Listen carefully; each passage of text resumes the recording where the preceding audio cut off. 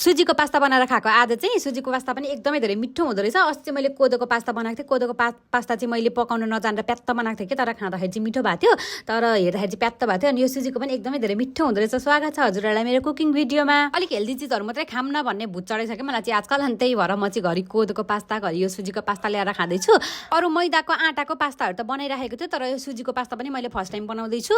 अनि सबैभन्दा सुरुमा त मैले पानी तताउनलाई छोडिदिएँ। अनि यो पानी तातिसकेपछि पास्तालाई हाल्ने भएको त पोखेकै थोरै भुइँमा, अनि फेरि त्यसलाई पनि टिपेर मैले हाल्दिएँ। अनि मजाले बफ्याइसकेपछि चाहिँ यसलाई पानी तारेर अनि मैले फेरि रेडी गर्नतिर लागेँ। त बन्दाकोपी काटेर मैले चाहिँ रेडी पारिसकेँ। अनि उता टमाटर प्याजहरू पनि काट्न रेडी पारेँ। अनि काटकुट पारेर रेडी पारिसकेपछि चाहिँ कराई बसाएँ मैले। अनि त्यसपछि तेल हालेर अलिकति थोरै मेथी पनि राखेँ, मलाई एकदमै धेरै मनपर्छ मेथी चाहिँ। अनि प्याज लसुन अनि यो अदुवालाई चाहिँ मैले पर भुटेँ, हल्का मात्रै भुटेँ, मलाई धेरै फ्राई भएको मन पर्दैन नि त। अनि त्यही भएर हल्का मात्रै भुटेँ। अनि यसलाई फेरि मजाले चलाएपछि बेसारहरू मरमसला हालेँ। अनि बन्दाकोपीलाई पनि हाल्दै। अनि यो सबै चिजहरूलाई चाहिँ धेरै बेर पकाउँदिनँ, मलाई धेरै बेर पकाएको मन पर्दैन, काँचो काँचै मनपर्छ सबै थोक। अनि हालेर एकछिन गर्ने बित्तिकै फेरि टमाटर पनि हालिदिइहालेँ। अनि एकछिन अलिअलि उल्टाइ पल्टाइ गरेँ मैले चाहिँ। अनि यसमा नुन मरमसलाहरू सबै थोक हालेर मैले रेडी पारेँ। अनि एकछिन चाहिँ पाकोस् भनेर पाक्नको लागि छोडिदिएँ मैले, टमाटर अलिकति पाक्नको लागि। अनि त्यसपछि टमाटर पनि मजाले पाकिसकेपछि चाहिँ मैले उता पानी तारेर राखेको पास्तालाई पनि ल्याएर हाल्थेँ। अनि त्यसपछि मजाले मैले त्यसलाई चलाएर पकाएँ, एकछिन फ्राई जस्तो गरेँ। फ्राई भन्दा पनि यसलाई मजाले चलाएँ, सबै थोक पाकि नै सकेको थियो। मलाई प्यात्त भएको मन पर्दैन नि त, अस्ति पनि प्यात्त भएर कस्तो कस्तो लागिरहेको थियो। अनि प्यात्त हुन्छ कि भन्दा डराउँदै पकाएको आज चाहिँ प्यात्त भएन,